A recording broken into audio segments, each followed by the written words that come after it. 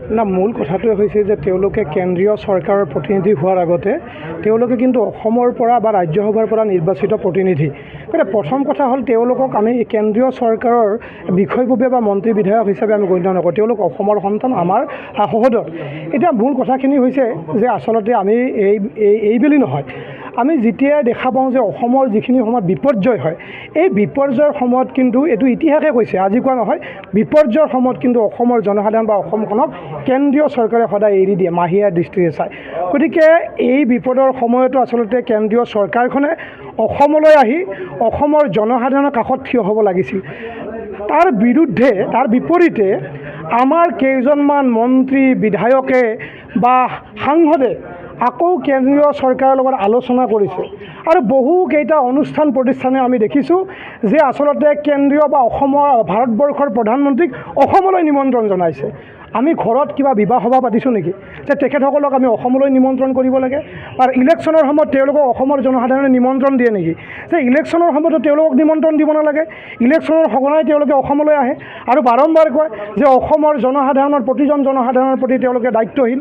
আজি সেই মাননীয় ভাৰতবৰ্ষৰ প্ৰধানমন্ত্ৰী নৰেন্দ্ৰ মোদী ডাঙৰীয়াক আমি প্ৰশ্ন কৰিছোঁ যে নিৰ্বাচনৰ সময়ত অসমৰ জনসাধাৰণৰ প্ৰতি দায়িত্বশীল হোৱা নৰেন্দ্ৰ মোদী ডাঙৰীয়াই এই অসমৰ 4খন জিলাৰ বিপৰ্যয়ৰ সময়ত একেবাৰে অৰ্থনৈতিক পৰিকাঠামোটো ভাঙি থানবান হোৱাৰ সময়ত নৰেন্দ্ৰ মোদী ডাঙৰীয়াই আজিলৈকে কিন্তু অসমলৈ অহা নাই।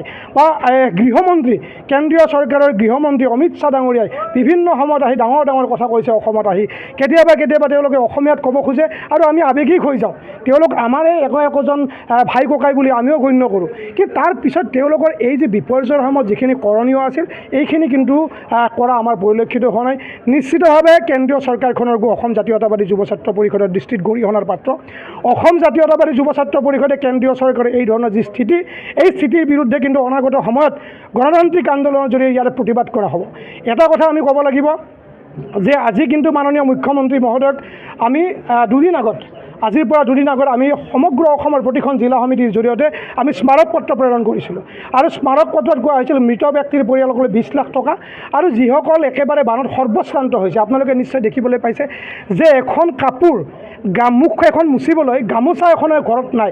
তো তেনেকুৱা এটা পৰিয়ালৰ ক্ষেত্ৰত মাননীয় মুখ্যমন্ত্ৰী মহোদয়ে 15,000 টকাকৈ তেওঁ এককালীন সাহায্য ঘোষণা কৰিছে। নিশ্চিতভাৱে আমি অনুমান কৰিছোঁ যে এই পৰিয়ালসকলক কিন্তু মাননীয় মুখ্যমন্ত্ৰী মহোদয়ে তুচ্ছ তাচ্ছিল্য কৰিছে যে 15,000 টকাৰে তেওঁলোকে কিবা নিজে পিন্ধা কাপোৰ কানি কিনিব নে পৰিয়ালৰ এই যি খোৱা কাপোৰ কানি কিনিব বা অন্যান্য যিবিলাক বাচন বৰ্তন আছে যে এই কিনিব। গতিকে মাননীয় মুখ্যমন্ত্ৰী মহোদয়ক আমি অসম জাতীয়তাবাদী যুৱ ছাত্ৰ পৰিষদৰ পৰা আহ্বান জনাইছোঁ যে প্ৰতিটো পৰিয়ালৰ ক্ষেত্ৰত সৰ্বশ্ৰান্ত হোৱা প্ৰতিটো পৰিয়ালৰ ক্ষেত্ৰত 5 লাখ টকাকৈ মুখ্যমন্ত্ৰী মহোদয় ঘোষণা কৰিব লাগে আৰু 15,000 টকা ঘোষণাৰ জৰিয়তে এই যিখিনি মানুহ, এই বিপদগ্ৰস্ত মানুহখিনিক পুনৰবাৰ কিন্তু আমাৰ দৃষ্টিভংগীত মাননীয় মুখ্যমন্ত্ৰী মহোদয়ে তুচ্ছ তাচ্ছিল্য কৰিছে।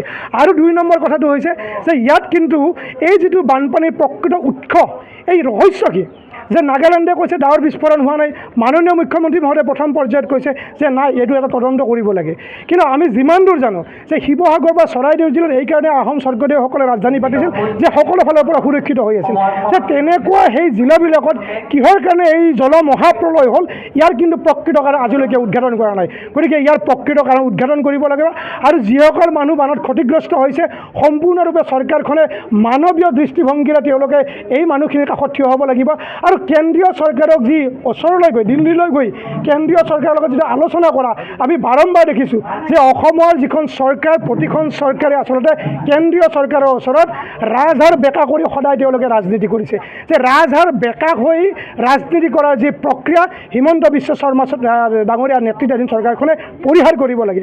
যে অসমৰ এইখিনি জ্বলন্ত সমস্যাৰ ক্ষেত্ৰত অসমৰ এই বিপৰ্যয়ৰ সময়ত তেওঁলোকে ৰাজহাৰ পোন কৰি কেন্দ্ৰীয় চৰকাৰৰ ওপৰত দাবী উত্থাপন কৰিব লাগে যে অসমৰ প্ৰতিটো পৰিয়ালৰ ক্ষেত্ৰত এক ব্যতিক্ৰমী দায়িত্ব ল'ব লাগিব। প্ৰতিটো মৃত পৰিয়ালক 20 লাখকৈ দিব লাগিব। প্ৰতিটো সৰ্বহাৰা হোৱা প্ৰতিটো পৰিয়ালক 5 লাখকৈ এককালীন সাহায্য দিব লাগিব।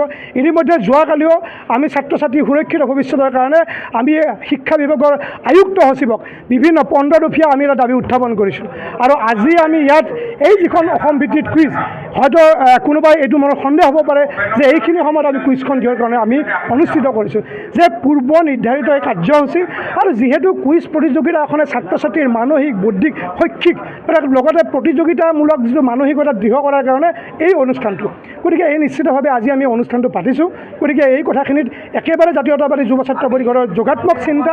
তাৰ লগতে আপোনালোকক আৰু এটা কথা আমি সংযোজন কৰি দিব বিচাৰিছোঁ যে আমি 2 আগষ্ট তাৰিখে গুৱাহাটীত এখন খুব গুৰুত্বপূৰ্ণ এখন আলোচনা আমি চক্ৰ আয়োজন কৰিছিলোঁ যে অসমৰ নিবনুৱা সমস্যা সমাধান কৰাৰ ক্ষেত্ৰত কৃষি আৰু বৃত্তিমুখী শিক্ষাৰ প্ৰয়োজনীয়তা শীৰ্ষক এখন আলোচনা চক্ৰ, যাৰ জৰিয়তে কৃষি কৰ্মৰ জৰিয়তে বা বৃত্তিমুখী শিক্ষাৰ জৰিয়তে যে আমাৰ যে নিবনুৱাসকল যাতে সংস্থাপিত হ'ব পাৰে, এনে এক যোগাত্মক চিন্তাৰে আমি এখন আলোচনা চক্ৰ অনুষ্ঠিত কৰা হৈছিল।